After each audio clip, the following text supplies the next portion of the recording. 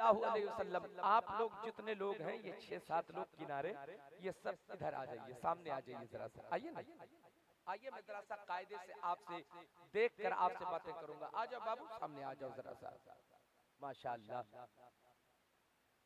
वाह, जरा सा अच्छा लग रहा है दिखने में, माशाअल्लाह।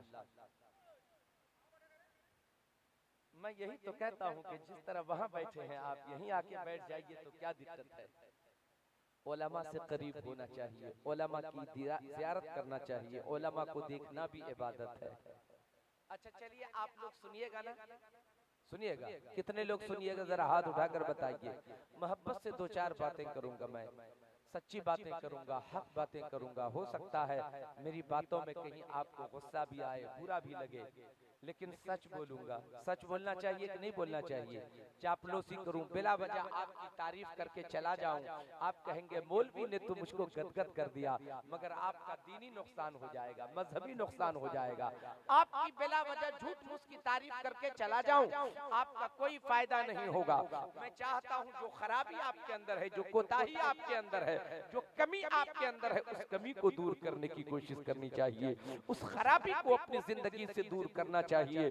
मोबाइल बंद कर दीजिए ना भाई साहब, आप मेरी आवाज को सिर्फ रिकॉर्ड कीजिए, वरना ध्यान मोबाइल पे रहेगा आपका, मेरी बात फिर आपको नहीं समझ में आ जाएगी।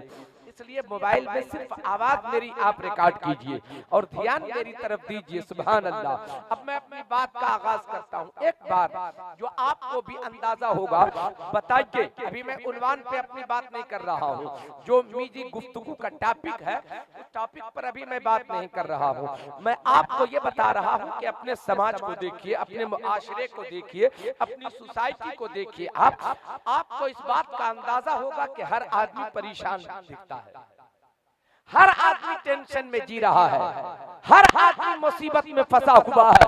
अगर वो नोटों के गद्दे पे भी सो रहा है तो टेंशन ही में सो रहा है, परेशान है, मुश्किल में फंसा हुआ है, परेशानी की जिंदगी गुजार रहा है, टेंशन की जिंदगी गुजार रहा है। आदमी वो अरबपति हो या खरबपति हो, लाखपति हो, परेशानी की जिंदगी गुजर रही है उसकी। गौर से सुनिएगा, परेशान है इंसान, हर आदमी परेशान है। कोई पैसे वाला है वो भी परेशान है, गरीब लाचार है वो भी परेशान है, दौलतमंद है वो भी परेशान है, तिजारत करने वाला है वो भी परेशान है। सबकी परेशानी की वजह अलग अलग है, सबब अलग अलग है। कोई इसलिए परेशान है कि बेटा शराबी हो गया इसलिए परेशान है, इसलिए टेंशन में जीता है। कोई इसलिए परेशान है कि बहुत कमाता हूँ बरकत नहीं होती है, इधर से आता है इधर चला जाता है। कोई इसलिए परेशान है कि घर में बीमार पड़ा है, इलाज भी हो रहा है, हॉस्पिटल से दवाएं भी आ रही हैं, मगर उसे शिफा नहीं मिलती, मरीज बिस्तर पे पड़ा हुआ है। अल्लाह अकबर, इसलिए वो परेशान है। कोई इसलिए परेशान है कि बेटी बड़ी हो गई है और रिश्ते का इंतजाम नहीं हो पा रहा है, इसलिए वो परेशान है। कोई इसलिए परेशान है कि बीवी उसकी बातों में नहीं रहती है, इसलिए वो परेशान है।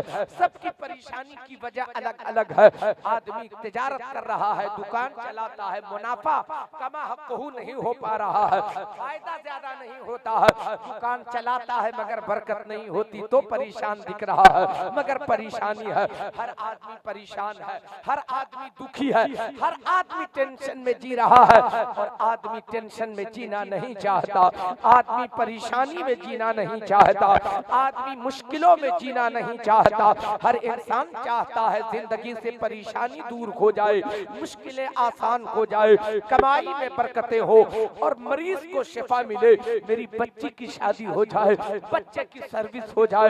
ये सारे सपने इंसान के होते हैं, मगर परेशानी से घेर रखा है। अल्लाह अकबर, जब आदमी बहुत परेशान हो जाता है, कोई रास्ता उसे नहीं दिखता, तब आदमी फिर दुआ करता है, अल्लाह की बारगाह में दुआ करता है, मगर दुआ भी उसकी कबूल नहीं होती। अब जब दुआ कबूल नहीं होती तो सवाल पैदा होता है, मुश्किलों का हल तो दुआ है, मुश्किलों का हल तो दुआ है।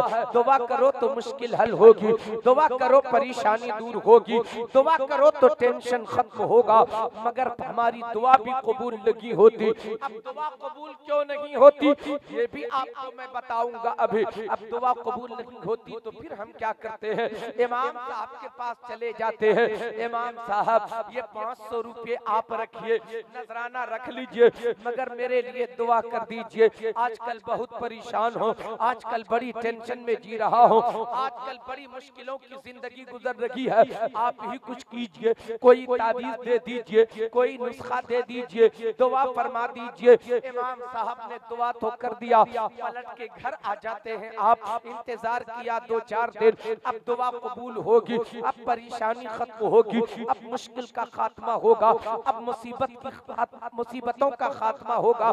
आप इंतजार करते रहे, 4 दिन इंतजार किया, परेशानी अब भी मौजूद है, 1 हफ्ता गुजरा, परेशानी अब भी मौजूद है, 1 महीने गुजरे, परेशानी अब भी मौजूद है। आप सोचते होंगे लगता है कि इमाम साहब की दुआ कबूल नहीं हुई, आपने फैसला किया ऐसे नहीं होगा, चलो हम चलते हैं पीर साहब से मिलने के लिए, अब हम पीर साहब से दुआ करवाएंगे, मेरी परेशानी का हल निकलेगा। अब किसी का पीर है किछोछा शरीफ में, किछोछा शरीफ जा रहा है, किसी का पीर बरेली शरीफ में, वो बरेली शरीफ जा रहा है, किसी का पीर मारहेरा शरीफ में, वो मारहेरा शरीफ जा रहा है, किसी का पीर बदायूं में है तो वो बदायूं जा रहा है, किसी का पीर अजमेर में है वो अजमेर जा रहा है, किसी का पीर बगदाद में है वो बगदाद जा रहा है। टिकट बनवाया, नजराने के पैसे लिए, चले अपने पीर साहब से मुलाकात करने, पीर साहब से दुआ करवाएंगे। गए अपने पीर की खिदमत में, गौर से मेरे एक एक जुमले को सुनना, शायद पैगाम मिल जाए आपको। ये गुनहगार फकीर मौलवी आपसे क्या कहना चाहता है, मैं तकरीर नहीं कर रहा हूँ, दर्द दिल आपके सामने रखता हूँ। अगर आपने महसूस कर लिया तो जिंदगी गुजारना आसान हो जाएगा आपके लिए। मोहतरम दोस्तों, चला वो पीर के पास, अपने पीर से मिलने कोई बरेली पहुंचा है, कोई किछोछा पहुंचा है, कोई बदायूं पहुंचा है, कोई मारहेरा पहुंचा है, दुआ करवाया है, नजराना दिया, पीर साहब से दुआ करवाया, दुआ करवा के घर पहुंचा है। अब इंतजार है कि पीर की दुआ अब कबूल होगी, परेशानी खत्म होगी, मुश्किलों का खात्मा होगा, हमारा टेंशन दूर होगा, मुश्किलें खत्म होंगी। हफ्ता इंतजार किया, टेंशन अब भी मौजूद है, परेशानी अब भी मौजूद है, महीने गुजरे, परेशानी अब भी मौजूद है, 2 महीने गुजरे, परेशानी अब भी मौजूद है, 6 महीने गुजरे, परेशानी अब भी मौजूद है। अब आप क्या कहोगे, पीर साहब की भी दुआ कबूल नहीं हुई।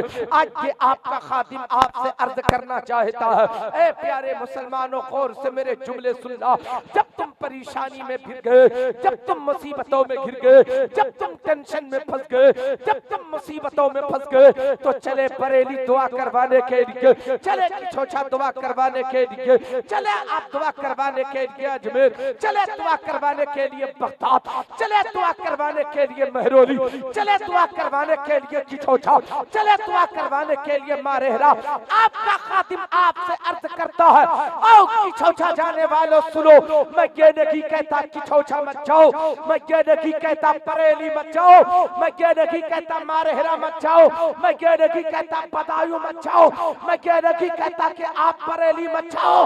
याद रखना, जाओ बरेली जरूर जाओ, जाओ किछोछा जरूर जाओ, जाओ मारहेरा जरूर जाओ, मगर दुआ करवाना हो तो किछोछा जाके दुआ मत करवाओ, बरेली जाके दुआ मत करवाओ, बदायूं जाके दुआ मत करवाओ, महरौली जाके दुआ मत करवाओ। अगर दुआ की जरूरत हो अपनी माँ से जाके दुआ लो, माँ ने दुआ कर दी, तेरी मुसीबतों का खात्मा हो जाएगा, तेरी मुश्किलें आसान होंगी।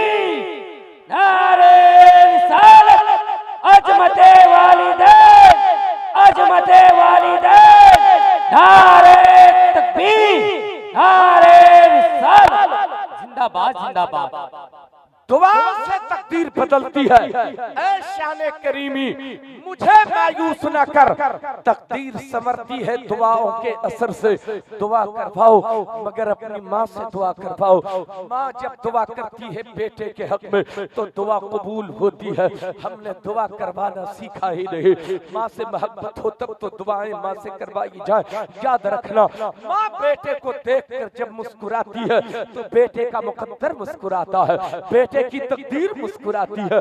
बेटे का नसीबा मुस्कुराता है, अपनी माँ से दुआ करवाया करो।